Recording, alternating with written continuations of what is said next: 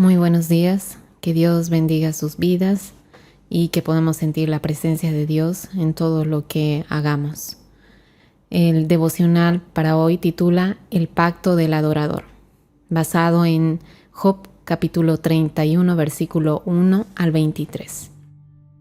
La defensa de Job me hace pensar en un hombre que conoció a Dios, que tenía una relación estrecha con Dios, porque pudo conocer cosas de Dios que la gente de su época no conocía. Él dijo que era inocente tanto de los pecados externos como de los internos. Vimos en el capítulo 29 cómo es que Job describe sus buenas acciones.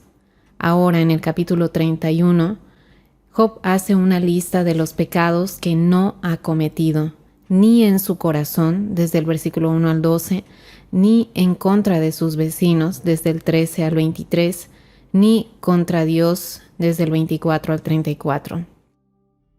Ahora vamos a describir la lista de pecados que Job dice que no ha cometido. Él dice que no adulteró, que no mintió, fue honesto en el manejo de sus finanzas y que no engañó a nadie. Fue justo con sus siervos y sus siervas, los consideró iguales a él, aunque la sociedad en la que vivía, para ellos era común maltratarlos. Pero para Job era diferente. Entendió que Dios fue quien formó tanto al hombre libre como al esclavo. Se ocupó de las personas que tenían mayor necesidad, pobres, viudas y huérfanos. Siempre estuvo atento a cubrir las necesidades de ellos. Dice que fue como un padre para los huérfanos. Finalmente dice que fue temeroso ante Dios. En el primer versículo, en la versión Reina Valera, dice que Job hizo un pacto con Dios. Vamos a leer Job capítulo 31 del versículo 1 al 23 en la versión NBI. Yo había convenido con mis ojos no mirar con lujuria a ninguna mujer. ¿Qué se recibe del Dios Altísimo? ¿Qué se hereda del Todopoderoso en las alturas? ¿No es acaso la ruina para los malvados y el desastre para los malhechores? ¿Acaso no se fija Dios en mis caminos y toma en cuenta todos mis pasos?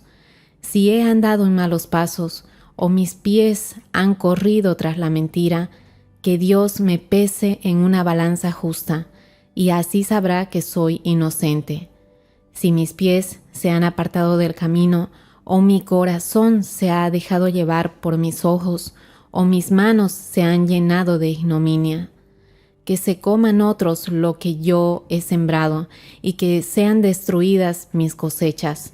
Si por alguna mujer me he dejado seducir, si a las puertas de mi prójimo he estado al acecho, que mi esposa muela el grano de otro hombre, y que otros hombres se acuesten con ella.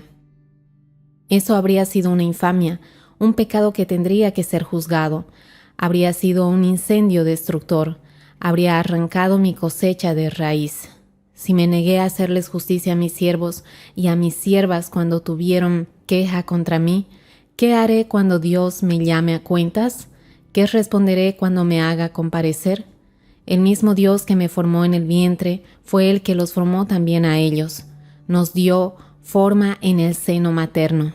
Jamás he desoído los ruegos de los pobres, ni he dejado que las viudas desfallezcan. Jamás el pan me lo he comido solo, sin querer compartirlo con los huérfanos. Desde mi juventud he sido un padre para ellos. A las viudas las he guiado desde mi nacimiento. Si he dejado que alguien muera por falta de vestido, o que un necesitado no tenga qué ponerse, si éste no me ha bendecido de corazón por haberlo abrigado con lana de mis rebaños, o si he levantado contra el huérfano mi mano por contar con influencias en los tribunales, que los brazos se me caigan de los hombros, que se me zafen de sus articulaciones. Siempre he sido temeroso del castigo de Dios. Ante su majestad no podría resistir. Esta es una respuesta de Job a una acusación.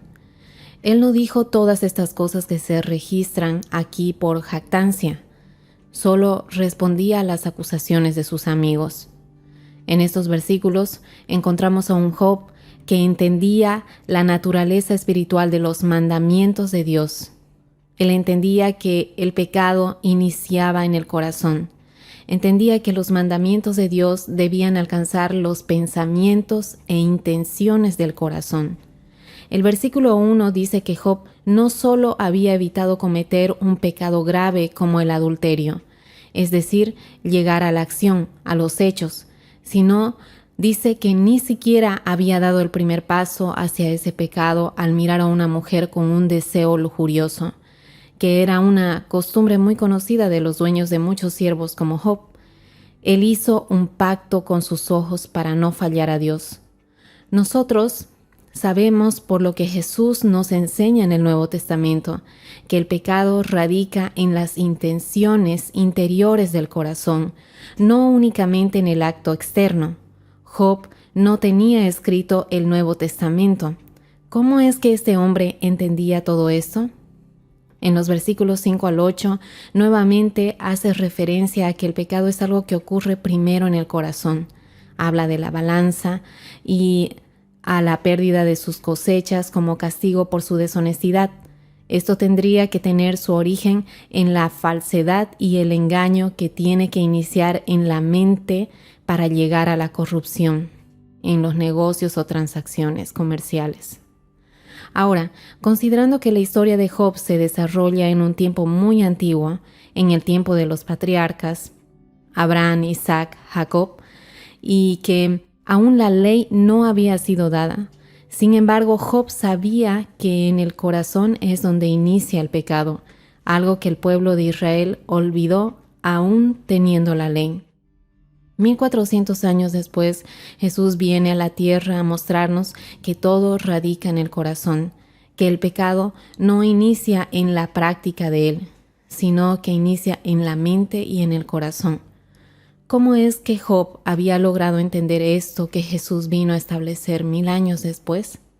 Jesús en Mateo 5:28 dice: «Pero yo les digo que cualquiera que mire a una mujer y la codicia, ya ha cometido adulterio con ella en el corazón». Jesús nos enseña que la causa del pecado está en el corazón, como dice el profeta Jeremías en 17:9.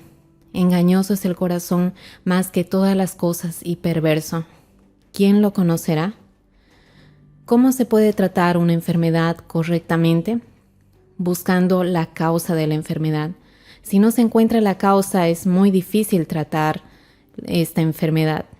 En el ser humano, el pecado, que sería la enfermedad, nace en el corazón, en la mente, y es por eso que Dios quiere tratar nuestros corazones, partir de la intención. Por eso el salmista dice en Salmo 51:10: «Crea en mí, oh Dios, un corazón limpio, y renueva un espíritu recto dentro de mí». Nosotros no tenemos la capacidad de hacerlo, solo Dios lo puede hacer, solo Dios puede cambiar nuestras vidas. Job había entendido esto, entendió dónde inicia el pecado.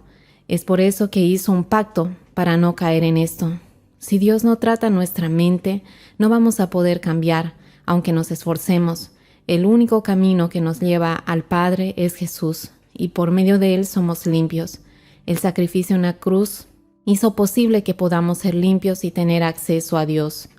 Claro, tenemos que tener presente que Él no nos va a forzar, la decisión está en nosotros, de entregarle nuestra vida para que Él transforme nuestro corazón. Como dice el profeta Ezequiel en el capítulo 36, versículo 26 al 28, «Les daré un nuevo corazón y les infundiré un espíritu nuevo. Les quitaré ese corazón de piedra que ahora tienen y les pondré un corazón de carne». Padre amado, gracias por tu palabra, porque aprendemos de Job que tenemos que buscarte más, conocerte más para que cambies todo lo que no te agrada de nosotros. Queremos entregarte nuestra vida, nuestro corazón, para que tú nos enseñes tus caminos. Gracias, papá. En el nombre de Jesús. Amén.